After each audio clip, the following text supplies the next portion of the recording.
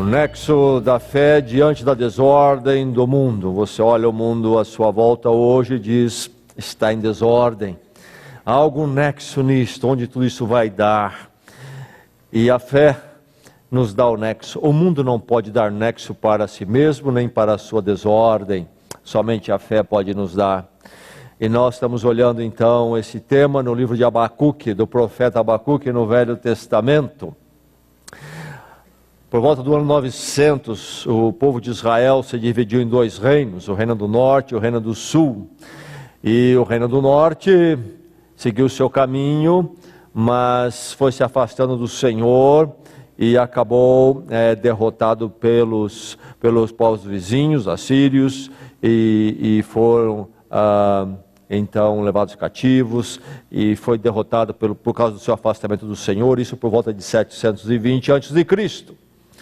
O reino do sul continuou um pouquinho mais, mas também se afastou dos caminhos do Senhor, e não obstante as advertências dos profetas, ele não se voltou, o reino do sul não se voltou para o Senhor, e acabou então dominado pelo império da Babilônia. E isso aconteceu finalmente em 586, depois de algumas invasões, houve essa final, quando a terra foi arrasada e muitos foram levados cativos para a Babilônia. Muito bem, Abacuque vive no Reino do Sul, já havia acontecido a derrocada do Reino do Norte, e ele vivia no Reino do Sul, pouco antes desse tempo que levaria a invasão dos babilônios em 586 do Reino do Sul. E ele vê a situação do seu povo, povo de Deus, mas vivendo de uma forma marcada pela injustiça, pela falta de retidão, pela imoralidade. E Abacuque está naquele drama, vendo o seu povo, o povo de Deus, vivendo de uma forma tão longe do Senhor. E aí então ele tem o seu drama nesse momento que temos visto neste livro. O mundo de Abacuque era um mundo em desordem. O mundo está em desordem, nós vemos isso, a nação em desordem. E talvez o seu círculo aí mais próximo da sua realidade de vida está em desordem. E você pergunta qual é o nexo. Abacuque viveu algo então semelhante. Vamos então terminar nossa reflexão neste livro com as mensagens de hoje, mas vamos ler um pouquinho de Abacuque, vamos dar um passeio pelo livro para chegarmos no final que queremos olhar hoje. Vamos observar então algumas coisas, marcar alguns pontos da mensagem deste breve livro de 3 capítulos. Deixe-me começar no capítulo 1. No capítulo 1, verso 2, Abacuque apresenta uma queixa para o Senhor. Ali está o povo dele, que é o povo de Deus, vivendo daquela forma, marcado pela injustiça e imoralidade. O que Abacuque faz? Ele está em desespero, ele está agoniado com isto, porque não pode ser assim. E ele diz no verso 2 o seguinte: até quando, Senhor, clamarei por socorro sem que tu ouças? Até quando gritarei a ti violência sem que traga salvação? Então, ele está quase que repreendendo Deus, porque Deus não intervém. Ele pede que Deus corrija o seu povo e não acontece. Então, aí nós temos o que se chama a primeira queixa de Abacuque. A primeira queixa dele. Muito bem, vem a resposta do Senhor. No capítulo 1 ainda, versos 5 a 11, eu quero ler apenas os versos 5 e 6. Deus responde a Abacuque: olha as nações e contemplem-nas. Fiquem atônitos e pasmem, pois nos dias de vocês farei algo em que não creriam se lhes fosse contado. Estou trazendo os babilônios, nação cruel e impetuosa que marcha por toda a extensão da terra para apoderar-se de moradias que não lhe pertencem. Então Deus responde a Abacuque: você está clamando? Eu já tenho o meu plano, aguarde. Os babilônios é meu plano, é o meu chicote para corrigir essa situação do meu povo. Diante da resposta de Deus, Abacuque tem uma segunda crise. A crise dele se amplia e ele apresenta a segunda queixa, dos versos 12 a 17 no capítulo 1. Deixe-me ler só o verso 13. Por que ele entra num outro tipo de crise e apresenta uma segunda queixa? Diz ele assim: olha, teus olhos são puros. Ele está falando de Deus para Deus. Teus olhos são puros, que não suportam ver o mal. Não podes tolerar a maldade. Então, por que toleras os perversos? Porque ficas calado enquanto os ímpios devoram os que são mais justos do que eles. Quando ele vê que Deus vai usar um povo ímpio para corrigir o seu povo, primeiro ele queria que corrigisse o povo de Deus, que é o povo dele, o povo de Abacuque. Deus diz, eu vou corrigir, os babilônios é a minha correção. Aí ele tem outro problema, como? Eles são ímpios, injustos, o Senhor vai usar eles para corrigir o seu povo, que ainda é mais justo do que eles. Então ele apresenta a segunda queixa e a crise dele se amplia. Mas aí então ele tem um momento de recolhimento, de aguardar no capítulo 2, verso 1. Ficarei no meu posto de sentinela e tomarei posição sobre a muralha. Aguardarei para ver o que o Senhor me dirá e que resposta terei à minha queixa. E aí nós temos a segunda resposta do Senhor, então a segunda queixa dele, enquanto ele aguarda lá em fé diante de Deus, vem a segunda resposta do Senhor, capítulo 2, versos 2 a 20, eu quero ler apenas alguns versos aqui. O Senhor respondeu, diz o verso 2, então o Senhor me respondeu, escreva claramente a visão em tábuas, para que se leia facilmente. Pois a visão aguarda um tempo designado, ela fala do fim e não falhará. Ainda que demore, espere-a, porque ela certamente virá e não se atrasará. Escreva, o ímpio está envaidecido, seus desejos não são bons, mas o justo viverá pela sua fidelidade. De fato, a riqueza é ilusória e o ímpio é arrogante, e não descansa, ele é voraz como a sepultura e como a morte, nunca se satisfaz, apanha para si todas as nações e ajunta para si todos os povos. Todos estes povos um dia rirão dele com canções de zombaria e dirão, ai daquele que amontoa bens roubados e enriquece mediante extorsão, até quando isso continuará assim? Muito bem, Deus diz para Abacuque, os babilônios que eu vou usar realmente são ímpios, mas eles também têm o acerto deles comigo. Deus diz que vai chegar, primeiro eles virão, não é? Envaidecidos e conquistando tudo, mas o verso 6 diz, todos estes povos, né, que foram conquistados por eles, um dia rirão deles. Um dia rirão deles. Deus então está dizendo, mas eu estou em controle de tudo. Também tem minha correção para os babilônios. Todos haverão de passar pelo meu juízo. Mas Deus diz mais para Abacuque, no verso 14, Deus diz também na resposta dele, mas a terra se encherá do conhecimento da glória do Senhor, como as águas enchem o mar. Há muito mais, Abacuque, há muito mais. Ainda há de chegar um dia que toda essa história e esses encontros das nações, todo esse mundo confuso haverá de passar, e o que vai dominar é a glória do Senhor. Há de encher a terra como as águas enchem o mar. E aí então no verso 18 ainda, então vem a questão de que vale uma imagem feita por um escultor ou um ídolo de metal que ensina mentiras. Pois aquele que o faz, confia em sua própria criação, fazendo ídolos incapazes de falar. Então Deus, depois de falar dessa direção dele na história, que as nações estão na mão dele, que ainda a glória dele haverá de encher a terra, traz o ponto que, quem são os ídolos? Os ídolos das nações, dos homens, não são nada. Mas o verso 20 diz quem é o Senhor, qual deve ser a nossa atitude, diz o verso 20, o Senhor, porém, está em seu santo templo, diante dele fique em silêncio toda a terra. Enquanto as nações se movem e Deus está no controle, e ídolos estão lá impotentes, Deus está firme no seu trono. A terra deveria ficar em silêncio diante dele. E aí então, Abacuque diante disto, diante dessa resposta que Deus dá, ele faz uma oração, na verdade um salmo no capítulo 3. E ele começa no verso 2 dizendo, Senhor, ouvi falar da tua fama, tremo diante dos teus atos. Senhor, realiza de novo em nossa época as mesmas obras, faze-as conhecidas em nosso tempo. Em tua ira, lembra-te da tua misericórdia. E ele agora então é lembrado que Deus realmente tem dirigido a história, o povo dele, Deus corrige, mas sempre depois vem misericórdia e restauração.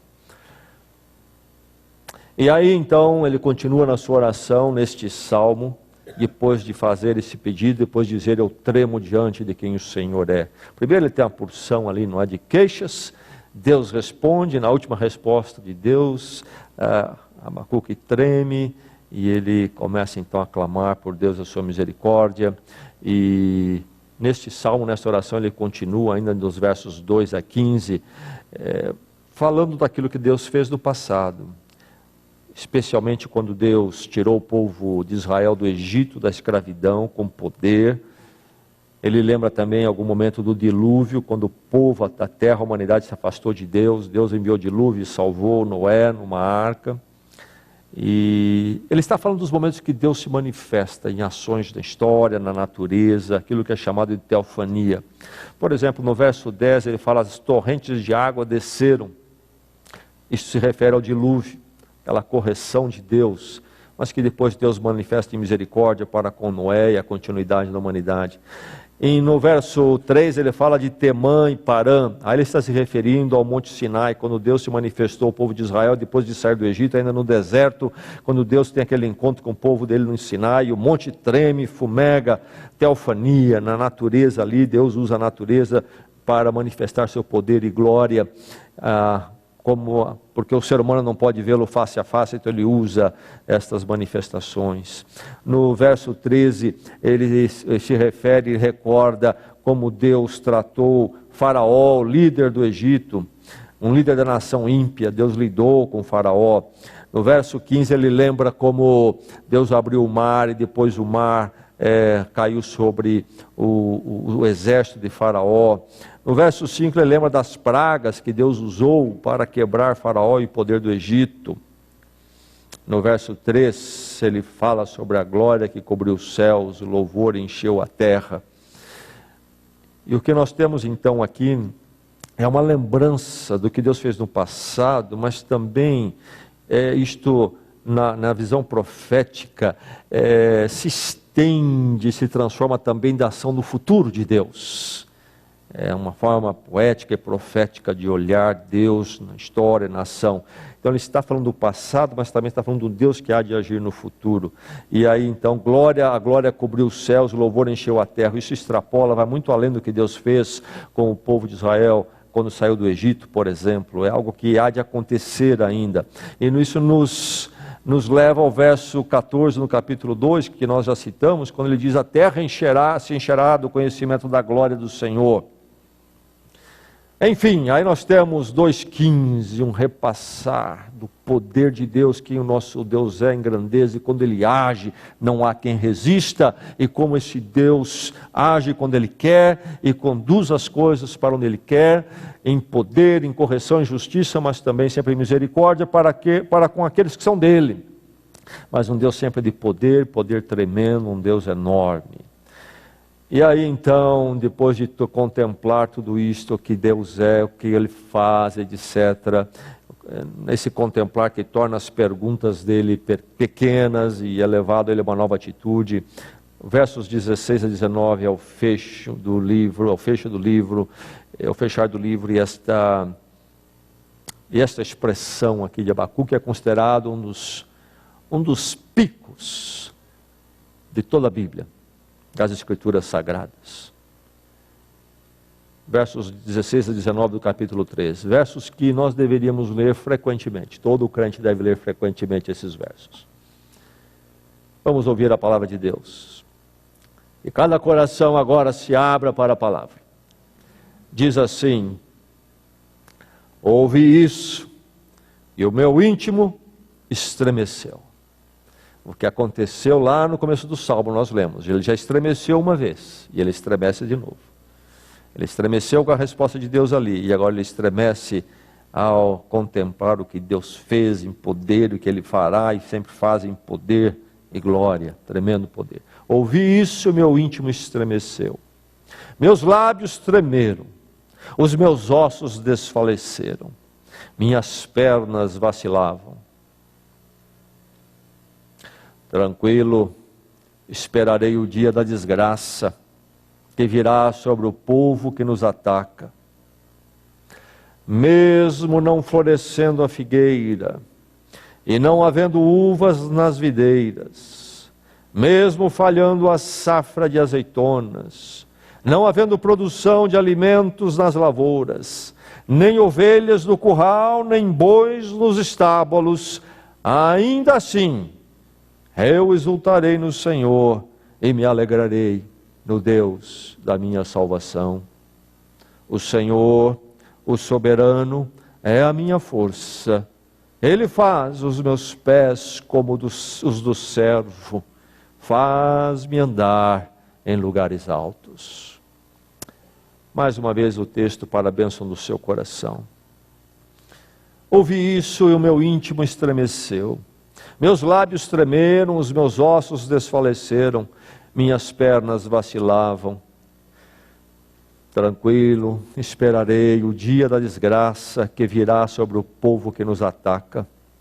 Mesmo não florescendo a figueira, não havendo uvas nas videiras, mesmo falhando a safra de azeitonas, não havendo produção de alimento nas lavouras, nem ovelhas no curral, nem bois nos estábulos, ainda assim eu exultarei no Senhor e me alegrarei no Deus da minha salvação. O Senhor, o soberano, é a minha força. Ele faz os meus pés como os do servo, faz-me andar em lugares altos. Diante da desordem do mundo, há algum nexo. Para onde isso caminha? Será pior. Chegando o dia quando então os injustos e os ímpios prevalecerão de uma tal forma que o bem não terá mais nenhum espaço, nem o povo de Deus, e a agonia certamente vai chegar de uma forma que como nunca se viu antes, ou vai se sustentar um estado terrível. Para onde as coisas vão? E nessa bagunça toda, bagunça do mal, bagunça da imoralidade, da violência, da injustiça, há algum nexo e direção ou não? Para onde tudo isso caminha? Devo olhar com esperança essa situação ou não? Devo olhar e entender que a loucura do mundo não deve ser a minha loucura, porque há um caminho superior, melhor e que há de prevalecer, ou não? Como deve ser minha atitude? Onde posso encontrar respaldo para uma atitude diferente, se é que há algum sentido de esperança, nexo? A fé, segundo o livro de Abacuque, é o nexo para você diante da desordem. E sendo assim, você pode prevalecer pela fé diante da desordem ou na desordem do mundo. E é o que nós encontramos nesses versos finais, depois dessa caminhada com Deus de Abacuque. Chegamos a esses versos finais para entender qual deve ser a perspectiva, e aquela que pode ser a perspectiva do homem, da mulher de fé em Cristo Jesus. Você pode prevalecer, meu irmão, diante da desordem do mundo ou na desordem do mundo. Quando você liga as notícias, quem sabe, você ouve falar e uma coisa está terrível, e talvez você sente, inclusive, num círculo mais próximo de você, a decadência e um mundo, um círculo perto de você que parece que não diferencia mais certo de errado, bem de mal, e você talvez até sente as consequências disso na sua própria vida. Deixe-me dizer que no meio de toda essa bagunça maligna, você pode prevalecer, como Abacuque prevaleceu. Você prevalece porque a fé confronta-o com Deus que intervém. Quando você realmente está na fé, quando você realmente entende a fé bíblica, você é confrontado com Deus que intervém. Foi o que aconteceu com Abacuque. Primeiro, para ele, as coisas estavam todas erradas e Deus estava indiferente, Deus estava ali passivo. Ou então Deus tinha perdido o controle, Deus tinha ficado pequeno, Deus não tinha mais condições de fazer nada, mas Deus começa a dar um gostinho para Abacuque das suas ações. Deus fala um pouco, não fala muito. Quando começamos a primeira mensagem deste livro, eu lembrei vocês do filme do Todo-Poderoso, quando então Bruce, não é? E vai trabalhar no canal de televisão como âncora, mas ele não se dá bem, aí fica desempregado, e ele começa a reclamar que o mundo está em desordem. Deus se manifesta a ele, naquele filme, foi muito popular, e Deus disse para Bruce: você vai fazer o meu papel por alguns tempos. Vou dar esse direito para você, vou te dar essa oportunidade, para você sentir um pouquinho a coisa. E o filme mostra que logo Bruce percebe que a complexidade do mundo era grande demais para um ser humano entender e administrar. Deus faz um pouco disto com Abacuque, mostrando alguns lidares dele, mas finalmente mostrando um plano maior, que Deus há de conduzir as coisas com tantos caminhos, que ele mostrou apenas 1 ou 2 passos, mas tantos haverá de caminhar por uma direção muito maior, chegando até aquele momento quando o conhecimento da glória do Senhor encherá toda a terra. Muito bem, quando você então tem a fé bíblica, aquela que Deus nos dá em Cristo, você é confrontado com um Deus que intervém, não intervém do jeito que você quer e que eu quero.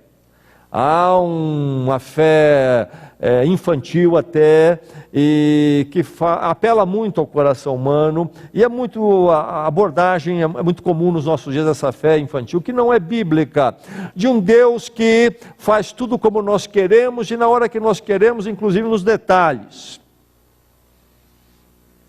E Deus diz para Abacuque: Abacuque, você está incomodado com algumas coisas, deixa-me dizer, eu também estou, eu vou agir, mas deixa-me dizer, eu vou fazer muito mais do que você está falando. Mas também deixa-me dizer o seguinte: não é do seu modo, no seu tempo, etc. Porque você já percebeu, Abacuque, que as coisas são um pouquinho mais complexas, e que os meus caminhos também são muito mais elevados, e o que eu tenho que fazer é muito maior do que a sua preocupação até com um aspecto do problema. Nosso Deus é um Deus que intervém de forma poderosa e gloriosa. Quando Abacuque então é levado àquela teofania, uma revisão do que Deus já fez, como ele fez, poder tremendo, que ele haverá de fazer logo mais nos dias de Abacuque, e finalmente no fim da história da humanidade, Abacuque diz: ouvi isso e o meu íntimo estremeceu. E aqui está falando sua parte mais íntima. Eu não sei quando foi a última vez que o seu íntimo estremeceu. Você se lembra disto?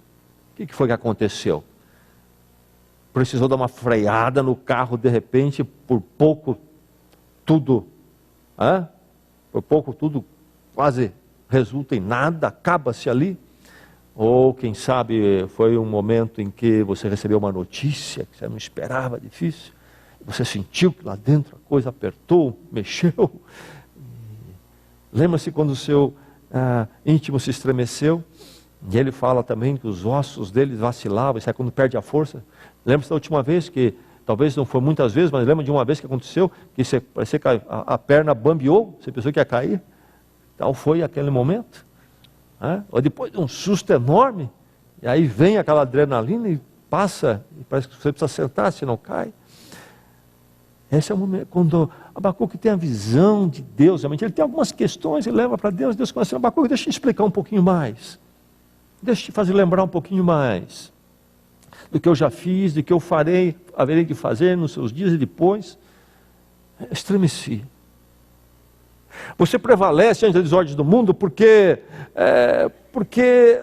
você é confrontado com Deus que intervém, mas intervém de forma gloriosa, poderosa, um Deus que tem um controle tremendo, não do jeito que queremos, não na hora que queremos, não imediatamente como nós queremos, mas quando Deus faz de uma maneira tremenda, tremenda. Eu, nos meus dias, você também já vimos coisas poderosas caírem por terra. Homens poderosos, nações serem totalmente transformadas. Nós vimos isso em poucos dias. E nós ficamos pensando que é impossível.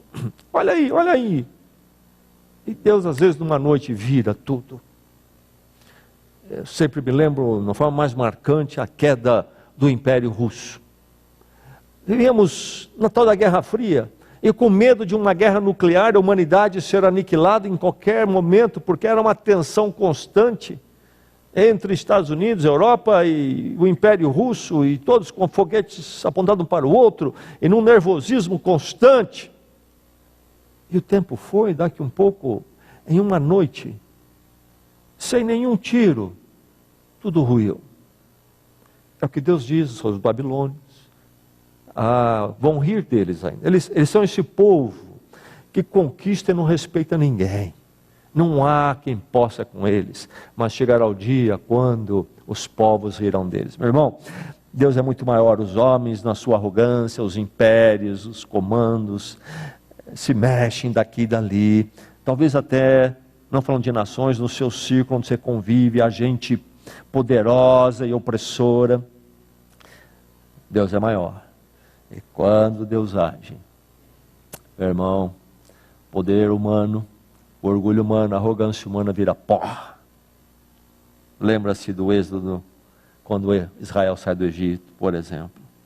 Deus, então, na sua palavra, quando nós cremos e somos levados a ela, somos levados a encontrar, somos confrontados com Deus que intervém. Nosso Deus não é o Deus daquele que faz como nós queremos, da forma que nós queremos, mas Ele faz na sua vontade e no seu tempo. Então você prevalece diante da desordem. Por quê? Porque a sua fé confronta com Deus que intervém. Nossa fé não é num ídolo. Nossa fé não é num Deus que nós projetamos. É num Deus que se revela na história da humanidade em poder e glória. E no seu tempo. E tem o controle das coisas. Você prevalece na desordem porque a fé faz esta confrontação. E por isso então você prevalece porque a fé acalma-o na soberania de Deus. Quando nós somos levados em mente a ver quem o nosso Deus é, não medi-lo pelos nossos planos, mas vê-lo quem Ele é nos planos dEle, isto nos coloca diante da soberania de Deus.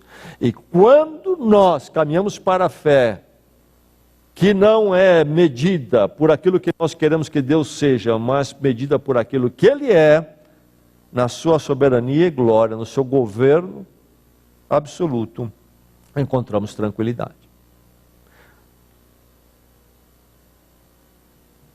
Abacuque sabe que virá o dia difícil. Deus falou, a correção está vindo para o meu povo, onde você habita, do qual você faz parte, o reino do sul que sobrou. Os babilônios estão vindo, são terríveis, mas eu estou no controle, e tem o dia inclusive que eu vou fazer o acerto de contas com os babilônios. E aí então ele diz, tranquilo, no verso 16, no fim, diz, tranquilo, esperarei o dia da desgraça. Você percebe isso, meu irmão? Isso vai ao contrassenso de toda a fé, da crendice popular, da pregação da fé, que não é bíblica, usa a Bíblia, mas não é bíblica. Dia da desgraça. Tranquilo esperarei. Sado masoquismo, alguma coisa assim? Não.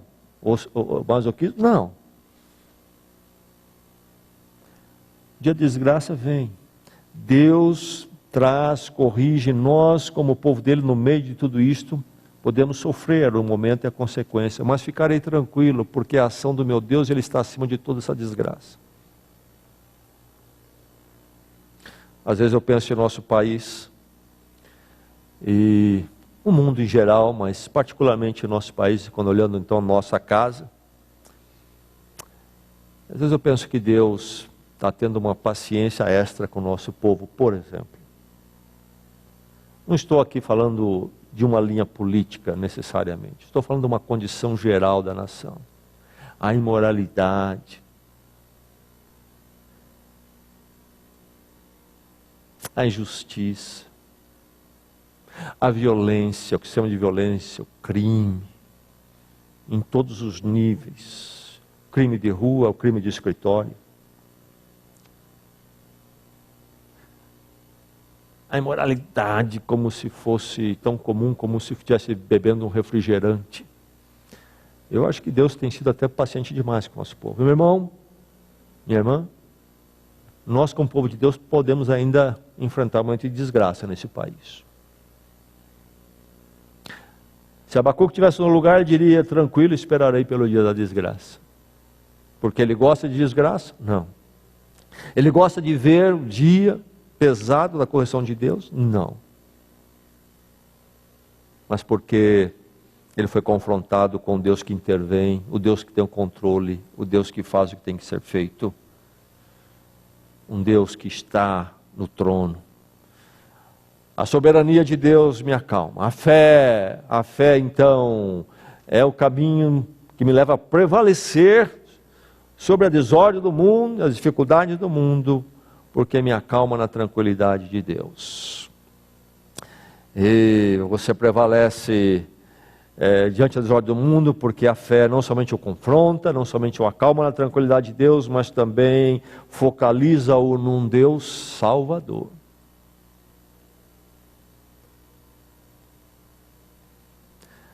Um Deus de justiça, um Deus que corrige, às vezes com mão pesada, e nós vamos até atravessar muito do que Deus há de fazer.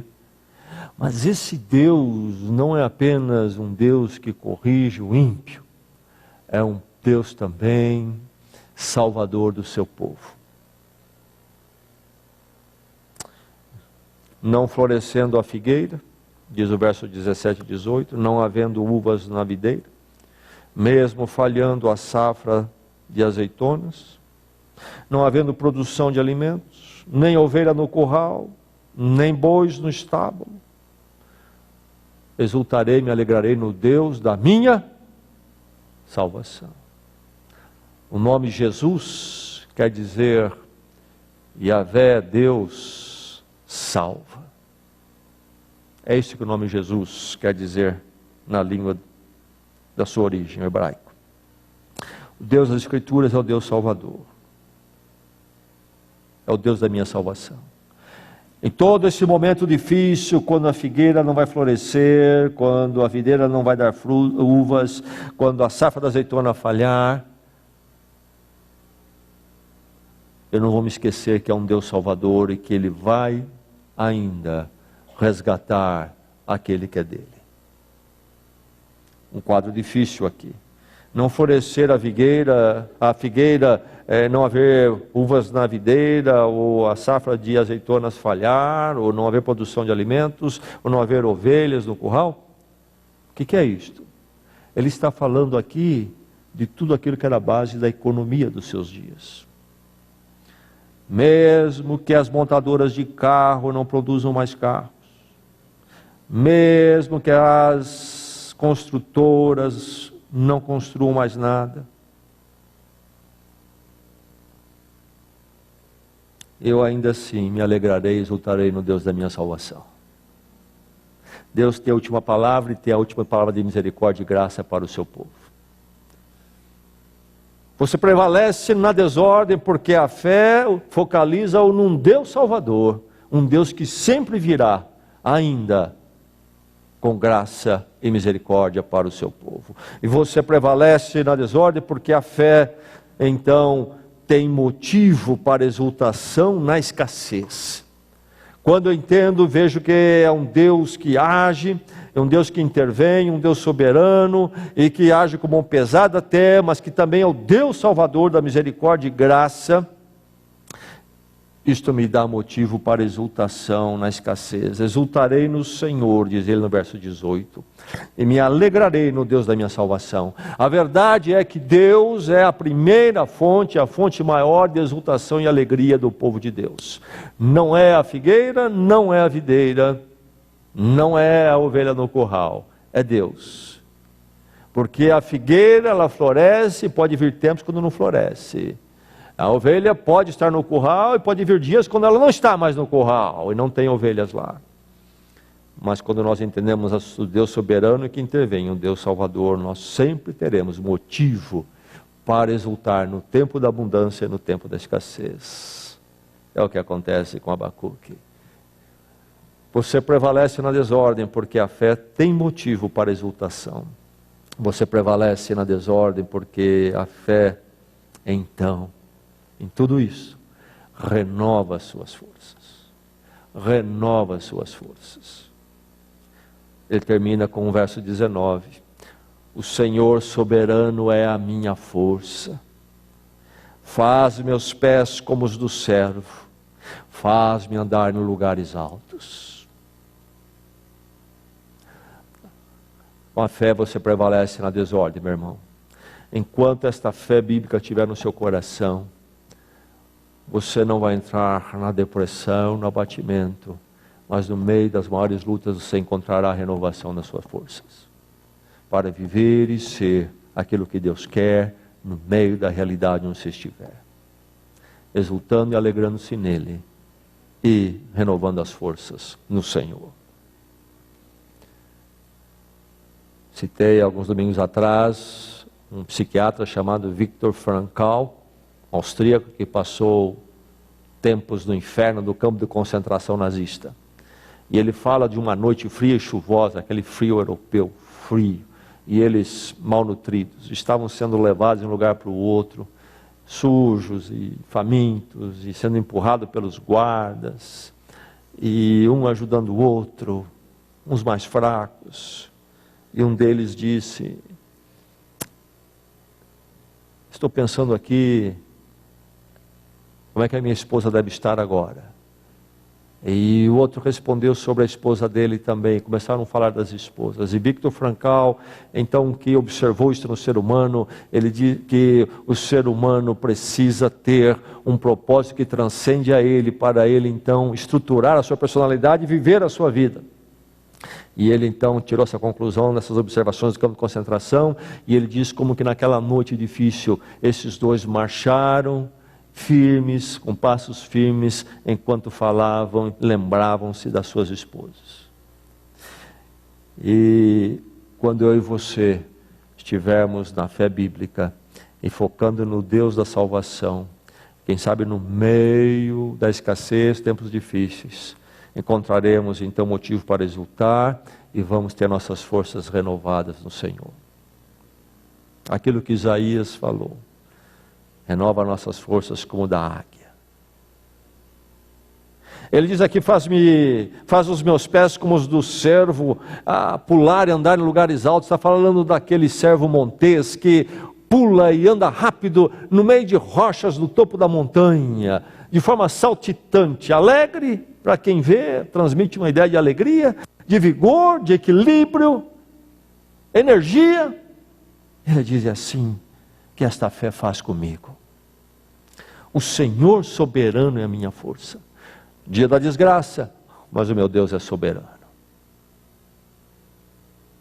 E quando então eu olho para Ele, Ele é a minha força. Ele renova as minhas forças e faz os meus pés como os do servo. Irmão, no meio desta vida, dos tempos presentes, ou sejam, quais serão os tempos que haverão de vir, a sua fé é o nexo. Não coloque o seu nexo na conta de banco, não coloque o seu nexo no amigo, não coloque o seu nexo no governo. Tudo isso tem o seu lugar. Não são coisas que precisam ser necessariamente jogadas fora, ou sendo condenadas, ou dizemos que não tem valor nenhuma importância. Não é isto. O que eu estou dizendo, o seu nexo, meu irmão, precisa vir sempre da sua fé no Senhor. O Deus Salvador, que revelou a sua salvação em amor, de uma forma tal que é medida pela cruz de Jesus Cristo. O Deus da misericórdia, que haverá de renovar suas forças, lhe dar motivo de alegria e exultação em todo e qualquer momento. Isso é real? Isso é verdadeiro? Sim, Abacuque experimentou. Mas isso foi lá, e nós temos uma ideia que profetas no Velho Testamento eram um tipo de gente diferente da gente. Temos a ideia que talvez fosse um tipo assim de monge recolhido no monte, sozinho. Não é isso, está no concreto da política aqui, está no concreto da realidade da sociedade. Mas deixe-me dizer, eu já citei isso, quero citar de novo, que eu creio que é bem apropriado. Fizemos recentemente, alguns meses atrás, uma visita a Cuba. Nós tivemos aqui um jovem e a sua esposa, o Sérgio, cantando alguns domingos atrás de lá, e estivemos com eles lá em Cuba. E ele contou para nós, eu ouvi de outros lá, mas particularmente o Sérgio, o pai é um médico lá. O tempo de escassez que eles atravessaram, quando a dieta era basicamente batata doce. Batata doce no café da manhã, batata doce no almoço e batata doce na janta. E daí por diante. Para lavar a roupa, usava-se cinza. E outras coisinhas mais. E o supermercado? Não tinha supermercado para ir. Mas ele disse, nós agradecíamos e nos alegrávamos no Senhor, nós tínhamos alegria. Será que conseguimos entender isto? O nosso Deus virou o Deus do materialismo, do capitalismo, do consumismo. Deus é medido por isto. Há algo mais profundo, meu irmão, porque nesse mundo, na verdade, esse é um mundo de dores, é um mundo de desordem. Se nós pensarmos que o mundo vai ser o nosso nexo, e que o nexo de Deus passa pelo mundo, nós não vamos encontrar o nexo, não vamos encontrar a alegria, a fonte da exultação, não vamos encontrar a renovação das nossas forças. E ainda mais cedo ou mais tarde, vamos levar uma rasteira e vamos cair num grande abatimento. Mas não precisamos disso, porque nós temos a fé no Deus glorioso revelado em Cristo Jesus. Amém? Vamos orar, vamos à presença dEle.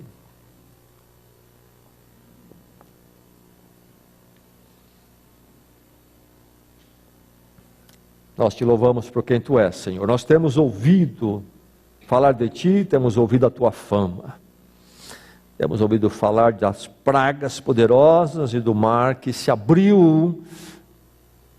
Temos ouvido falar de tantas coisas e temos visto a Tua mão em tantas formas. Em verdade, Tu és grande. E quando ouvimos falar, Senhor, do que o Senhor ainda haverá de fazer no futuro, em verdade, somos sacudidos diante de tanto poder e glória. Agora, Deus, ajuda-nos a andar na presença dessa grandeza Tua. Renova a nossa fé, fortalece a nossa fé, uma fé com a visão de quem Tu és realmente, do Teu jeito de agir e na forma grandiosa do Teu agir. E que possamos em toda e qualquer circunstância sermos primeiramente motivados e dirigidos por quem Tu és. Oh Deus, livra-nos da fé que divide a Tua glória com situações e aspectos do mundo. Oh Deus, livra-nos do desapontamento que o mundo ainda haverá de nos dar um dia. Mantenha-nos somente em Ti, acima de tudo a nossa fé em Ti. Em Ti, ó Deus, que não falha, soberano na história. Guarda o nosso coração bem perto do Senhor. A Tua presença seja a nossa alegria, seja o nosso conforto, nossa direção sempre, Senhor. E obrigado por tudo que o Senhor já tem feito. Chegamos até aqui, ó Deus, louvado seja o Teu nome. E queremos olhar para a frente então, neste prevalecer da fé. Queremos sair daqui no descanso de quem Tu és, em nossas vidas e no mundo. Obrigado por tudo, obrigado pelo sustento material e financeiro até agora, Senhor. Por isso dedicamos a Ti nosso dízimo neste momento também. Recebe, ó Deus, seja um momento muito especial do Teu Filho, da Tua Filha em Cristo, contigo. Colocamos no Teu altar, usa para a Tua glória, para o Teu reino, para a Tua igreja. Leva-nos, Senhor, daqui na Tua companhia, dá-nos um resto de semana na Tua presença, Senhor. Vai à nossa frente, pisa primeiro onde vamos pisar. Conduze-nos pela Tua mão, queremos sair daqui, Senhor, cheios da Tua presença, da Tua paz, da Tua alegria. Certos de que o Senhor irá conosco. Assim oramos do Teu amor em Cristo. Amém. Amém. Vamos colocar em pé.